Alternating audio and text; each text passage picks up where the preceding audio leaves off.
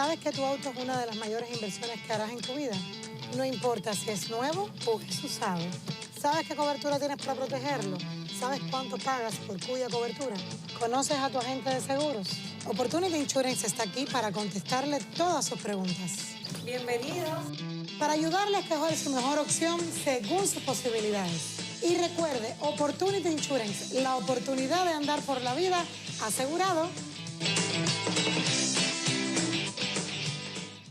Regresamos con Agárrate. Si quieres hacer una cita con el mejor estilista del sur de la Florida, que es Calogero Tramonte, hazla a través de su página web, que es www.turred.com, o a través de su aplicación, que es Turred. Baja la aplicación en tu teléfono inteligente, que con la aplicación es mucho más fácil hacer la cita, y así llevas además toda la historia de tus cambios de look, de los cambios del color del cabello, etc. Haz la cita y una vez que la tengas, trata de ser puntual.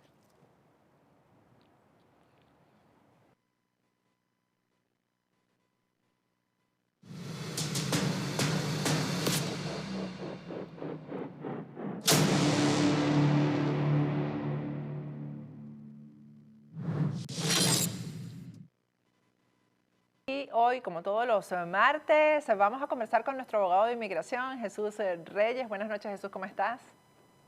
Bien, Patricia, gracias a Dios, todo bien. ¿Cómo están por allá? Bien, bueno, hay algunas personas que están preocupadas, Jesús, porque, bueno, esta delegación del gobierno de los Estados Unidos que estuvo en Venezuela hace que algunas personas que están en solicitud de asilo político se preocupen porque eso cambie de alguna manera la opinión que autoridades de inmigración puedan tener con respecto a la situación en Venezuela o a la relación que existe entre Estados Unidos y Venezuela, y pueda quizás inclinar la balanza o la opinión, pues, de el funcionario de inmigración que le toque tomar una decisión con respecto a un asilo, el juez de inmigración que le toque pues sentenciar en una decisión en la corte, etcétera. ¿Tú crees que esto tenga algo que ver con la situación de los asilos, Jesús, finalmente? Sí, entonces yo pienso que, y estoy seguro, que la gran mayoría de los oficiales de asilos, jueces de inmigración, saben la realidad de Venezuela. De hecho, el mismo Departamento de Estado emite reportes de la crisis humanitaria que está sufriendo en nuestro país, sobre todo en lo que es violaciones de derechos humanos. Yo pienso que el borrar todo un historial de, digamos, crímenes contra la humanidad, de violaciones de derechos humanos, no puede quitarse de la noche a la mañana por una delegación. Yo pienso que aunque se estén haciendo estas maniobras políticas, quizás por el tema de la energía y el tema del petróleo, la gasolina, tengo, bueno, la certeza o digamos la fe que esto no va a cambiar lo que es las solicitudes de asilo. O sea, la realidad ha sido una realidad desafortunada ya por muchos años, que las mismas instituciones de aquí lo reconocen. Dudo y espero que los Estados Unidos y en este caso el presidente Joe Biden y su administración estén conscientes de eso, que aunque hay una necesidad quizás por el tema de energía, que no por eso se le vaya a hacer la vista gorda a lo que es todo problemas que han habido en nuestro país y la situación humanitaria. Entonces dudo que esto vaya a cambiar en los próximos años si es que continúa este gobierno ilegítimo de Nicolás Maduro en Venezuela. Y yo pienso que una cosa no va a tener que ver con la otra, pero sí es algo que hay que estar chequeando y hay que estar viendo cómo interactúa la administración con el gobierno socialista de Nicolás Maduro. Hablando de los asilos en general, Jesús, hay personas que toman esta opción como la primera para venirse a los Estados Unidos. Realmente, ¿quiénes son elegibles para solicitar asilo en los Estados Unidos?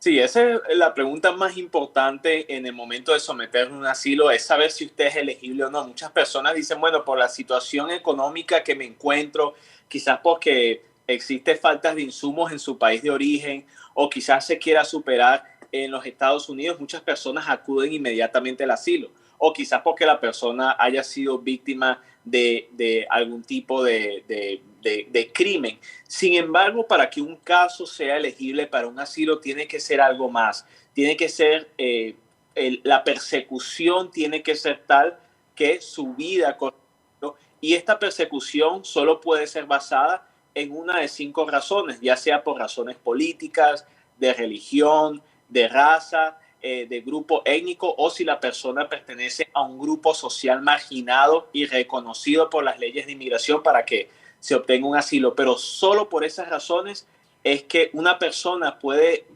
solicitar el asilo. Sabemos que en muchos de nuestros países, Venezuela, Cuba, Nicaragua, la gran mayoría de las solicitudes son de asilo. Sin embargo, existen otras bases. Lo más importante es que el asilo tiene que ser fundamentado en alguna de esas razones y la persecución ser basada en una de esas razones para que el solicitante tenga un chance de poder ganar su asilo y por ende una residencia.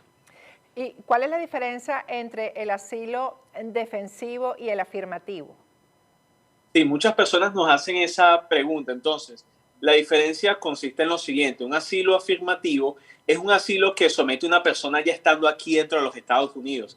Sabemos que hay personas que entran con una visa, que entran por el aeropuerto. A veces hay personas que entran por la frontera, pero no son detectadas. Bueno, también esas personas, al momento de someter su caso, estando dentro del territorio americano, entonces ya eso se vuelve un asilo afirmativo. ¿Qué quiere decir? Es un asilo donde la persona no va a tener una audiencia delante de un juez de inmigración. De hecho, el caso de esa persona va delante de un oficial de asilo y a diferencia de los asilos defensivos, esos casos, sobre todo asilos de personas que vienen por la frontera, van directamente a un juez de inmigración. Ahora, con los asilos afirmativos, si es que la persona gana el caso, chévere, al año ya puede aplicar a una residencia, pero si no, la persona el aplicante se le da otro chance ya delante de un juez de inmigración para que vuelva a someter su solicitud, pero ya esta vez delante de una corte de inmigración. Directamente en la Corte de Inmigración. ¿Perdón? Directamente en la Corte de Inmigración. Correcto, sí, el caso va a la Corte de Inmigración y entonces ahí ya tiene otro chance la persona de poder, digamos, demostrar su persecución, demostrar el caso y tener el chance de ganarlo y también optar por la residencia. ¿En qué momento se debe pedir, se debe hacer la solicitud, Jesús? Sí, entonces hay que estar muy pendientes de los tiempos. Cuando una persona, bueno, toda persona sometida a un caso de asilo tiene un año, del momento que ingresó a los Estados Unidos, tiene un año para aplicar al asilo. Sin embargo, sabemos de muchos casos, sobre todo las personas que entraron con una visa, que a veces someten sus casos de forma inmediata. O sea, apenas están entrando a los Estados Unidos, ya están sometiendo sus casos de asilo y eso puede presentar un problema. ¿Por qué puede ser esto un problema? Supongamos su solicitud es procesada y a usted lo llaman a una entrevista, aún teniendo estadía legal, supongamos como turista. Si usted le dan una negación, no tendrá el chance de su caso ser remitido a una corte de inmigración para que tenga un segundo chance de pelear su caso. Muchas personas se han quedado en un limbo, muchas personas se han quedado varadas porque no saben esto. Por eso es importante saber eso. O sea, se tiene que hacer dentro del año, pero tampoco se tiene que hacer muy temprano porque existe la posibilidad que la persona la dejen en un limbo migratorio. Jesús, una vez que ya se ha solicitado el asilo, ¿se puede pedir el permiso de trabajo? Correcto, ya después que pasan 150 días del momento que la solicitud de asilo es procesada, la persona puede solicitar un permiso de trabajo. Y con el permiso de trabajo llega también el número de seguro social.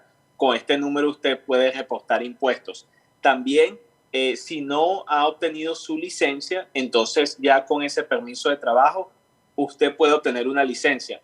Para las personas que aplicaron por asilo y fue un asilo defensivo, es decir, entraron por la frontera, nuestra recomendación es que cuando la persona tenga ya la notificación de compadecencia a la corte, o sea, que muestre el día y la fecha que la persona tiene que compadecer en la corte, conjuntamente con los documentos que le entregaron en la frontera y también con algún ID, ya sea un pasaporte, un ID oficial.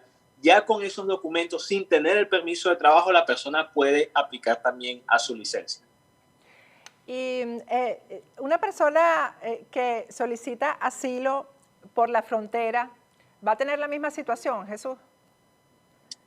Entonces, cuando las personas someten los asilos por la frontera, es un poco más complicado en el sentido de que solo se les da un chance de poder ganar el caso. Ahora, no quiere decir que mientras esa persona tenga un caso de asilo, no puedan aparecer otras opciones. Quizás a veces las personas se casan, son solicitadas por familiares, desafortunadamente a veces son víctimas de crimen, entonces pueden haber otras alternativas, pero específicamente con el tema del asilo, solo se le da una oportunidad, a diferencia de esas aplicaciones afirmativas, que es cuando la persona tiene un doble chance de ganar el caso, y por un lado, y por otro lado son casos que duran mucho más tiempo, entonces las posibilidades de que salga otro amparo son mucho más grandes que cuando se hace por un asilo defensivo. Bueno, Jesús, muchísimas gracias. Gracias a ti, Patricia. Un abrazo. Bueno, con esto me despido esta mañana.